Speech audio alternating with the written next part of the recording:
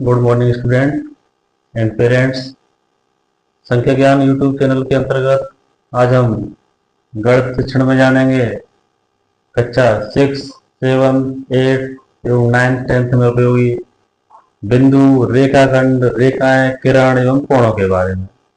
तो चलिए शुरू करते हैं। सबसे पहले जानते हैं स्टूडेंट बिंदु, POINT, पॉइंट।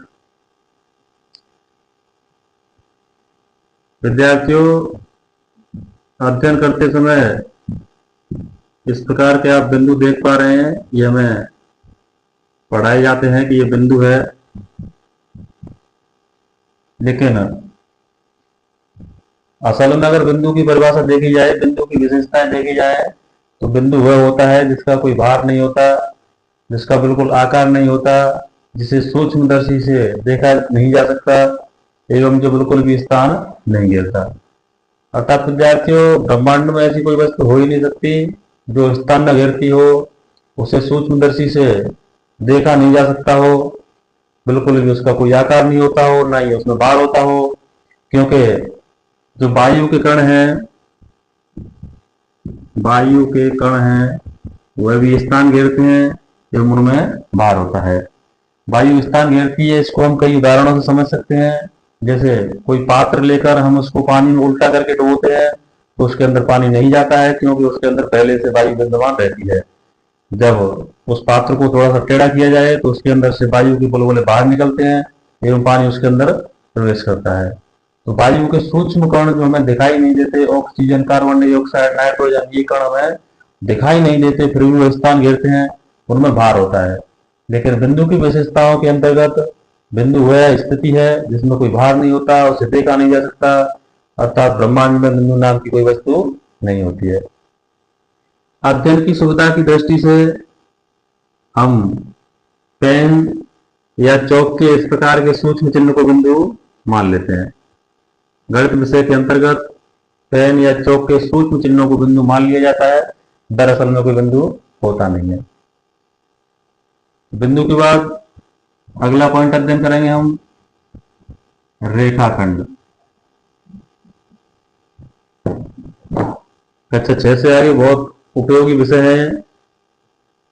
बिंदु के बाद आता है रेखाखंड, line segment.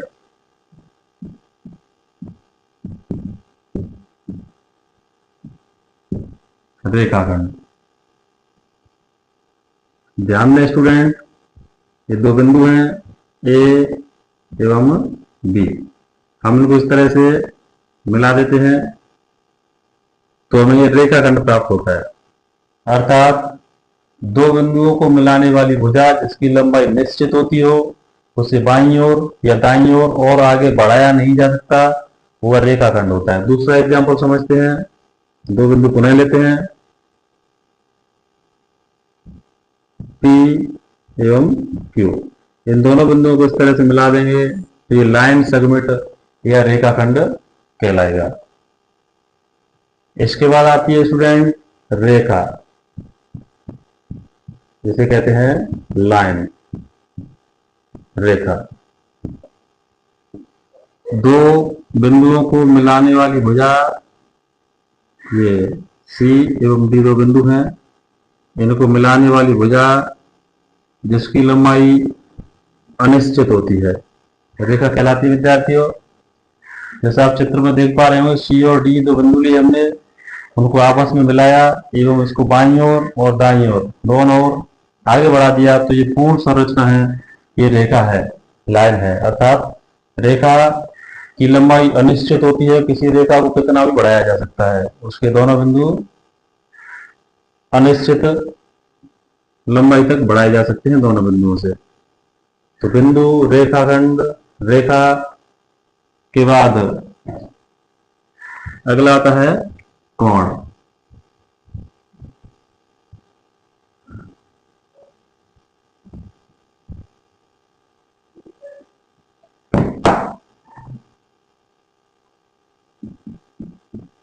Angle, ANGLE, angle. दो रेखाखंड हैं, जैसे ए बी सी, दो रेखाखंड हैं ए बी एवं बी सी, जिसमें बी बिंदु कॉमन है, तो दोनों रेखाखंडों के मध्य उत्पन्न घुमाव को कोण कहते हैं। यह अपना कोण बनता है कोण ए बी सी, ये कोण का चिन्ह है। पुनः ध्यान दें, दो रेखाखंडों के मध्य उत्पन्न घुमाव को कोण कहते हैं। ये किरणें भी बनाई जा सकती हैं इस तरह से, ओ ए बी, यहां पर कोण ओ, कोण ए ओ बी एक कोण है, अर्थात ओ ए और ओ बी के मध्य जो घुमाव है, जिस घुमाव पर ये आपस में मुड़े हुए हैं, वह एक कोण है।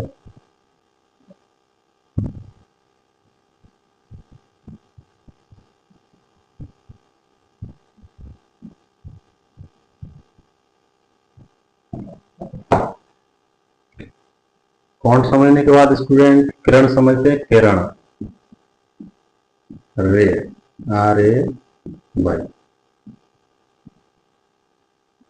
किरण किसी रेखाखंड का वह भाग है जिसका एक बिंदु निश्चित होता है एवं दूसरे बिंदु से उसे कितना भी आगे बढ़ाया जा सकता है। जैसे ये रेखाखंड है, इसको एक बिंदु से आगे बढ़ा सकते हैं, ए बी, यहाँ ए बी एक किरण है। तो विद्यार्थियों, किरण रेखाखंड का या रेखा का वह भाग है जिसका एक बिंदु निश्चित होता है एवं दूसरे बिंदु से उसे आगे बढ़ाया जा सकता है। सभी प्रकाश स्रोतों से ऊष्मा और प्रकाश किरण के रूप में उत्सर्जित होती है। जैसे जो हमारा प्रकाश स्रोत है सूर्य, इससे ऊष्मा और प्रकाश इस तरह से किरण के रूप में एक तरफ ही उत्सर्जित होते हैं, ये पीछे की ओर नहीं जाते, सिर्फ एक ही दिशा में आगे बढ़ते हैं। रेखाओं के अंतर्गत रेखाएं कई प्रकार की होती हैं, जैसे समांतर रेखाएं, समांतर रेखाएं,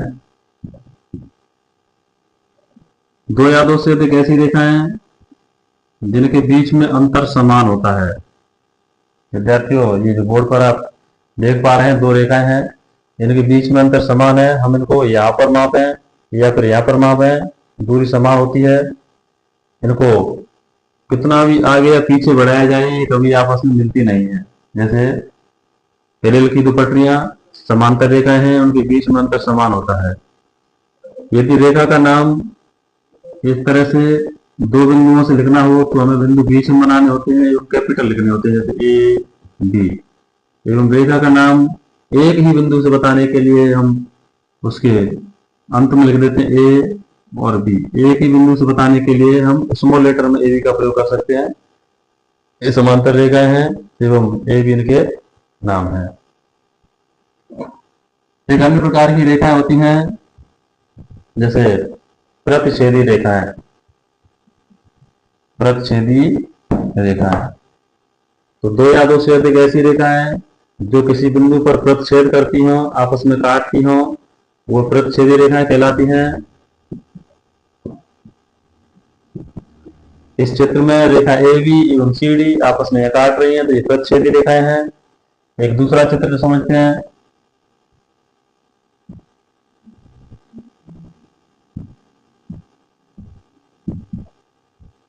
पी क्यू एवं आर एस।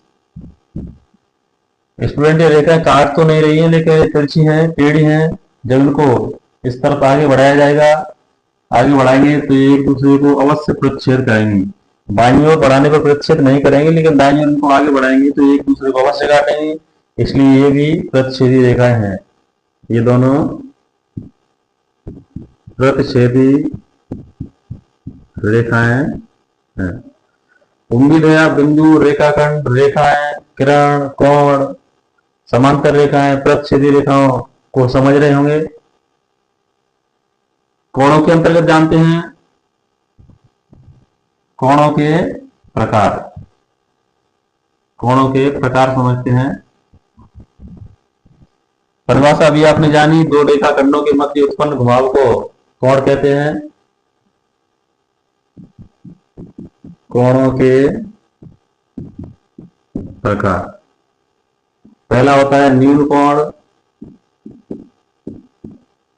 दूसरा होता है समकोण, तीसरा होता है सरल कोण। सॉरी स्टूडेंट, सरल कोण चौथे नंबर पर आता है, तीसरा होता है अधिक कोण।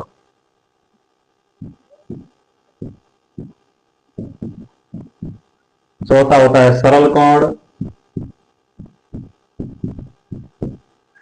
पांचवा बृहद कोण, बृहद या प्रतिवर्ती कोण, और छठवां होता है संपूर्ण कोण।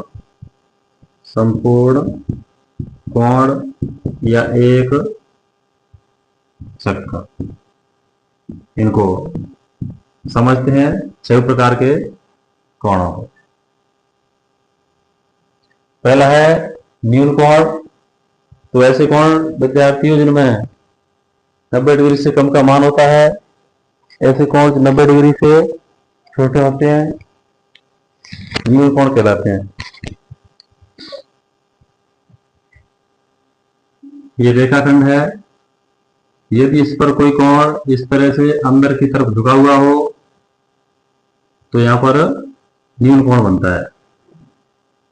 1 डिग्री से लेकर 89 डिग्री तक का कोई भी कोण न्यून कोण कहलाता है। पुनः समझने पर ध्यान दें विद्यार्थियों, इस तरह से रेखाखंड पर कोई कोण बिल्कुल सीधा न होकर यदि अंदर की तरफ झुका हुआ है, इस तरह से नहीं है, वह इस तरह से अंदर की तरफ झुका हुआ है किसी भी घुमाव पर, तो ये सब न्यून कोण कहलाते हैं विद्यार्थियों।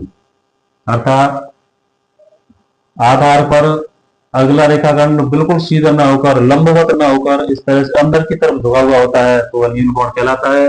न्यून कोण 1 डिग्री से लेकर 89 डिग्री तक होते हैं। 90 डिग्री का कोण समकोण कहलाता है विद्यार्थियों। एक रेखाखंड पर दूसरा रेखाखंड बिल्कुल सीधा हो इस तरह से, तो ये समकोण बनता है। अधिक कोण 91 डिग्री से लेकर 179 डिग्री तक होते हैं। अधिक कोण 90 डिग्री से बड़े होते हैं, 180 डिग्री से छोटे होते हैं। अब यदि किसी रेखाखंड पर अगला कोण इस तरह से बाहर की तरफ झुक जाए तो यहां पर एक अधिक कोण बनता है। चौथा कोण आता है अपना सरल कोण, जो 180 डिग्री का होता है। यदि इस रेखाखंड पर दूसरा रेखाखंड ठीक विपरीत दिशा में है इस तरह से, तो यहां पर सरल कोण निर्मित होता है 180 डिग्री का। सरल कोण का दूसरा नाम रिज कोण भी होता है स्टूडेंट, रिज कोण, सरल कोण या रिज कोण। पांचवा अपना कोण आता है बृहद या प्रतिवर्ती कोण।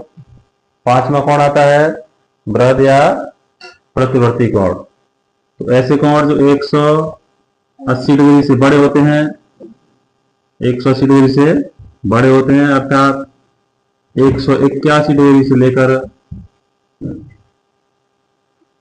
359 डिग्री तक के जो कोण हैं वह बृहद कोण या प्रतिवर्ती कोण कहलाते हैं।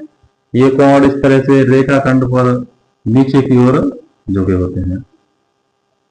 और अंतिम कोण होता है संपूर्ण कोण। एक रेखाखंड पर अगर इस तरह से कोई कोण बना हुआ है तो पूर्ण कोण है या एक पूरा चक्कर है, ये 360 डिग्री का होता है। आपको इस वीडियो के माध्यम से बिंदु, रेखाखंड, रेखाएं, किरण, कोण, समांतर रेखाएं, प्रतिच्छेदी रेखाएं इत्यादि को समझने में सहायता मिली होगी। कोणों के प्रकार, न्यून कोण, समकोण, अधिक कोण, सरल कोण इत्यादि को आपको समझने में सहायता मिली होगी।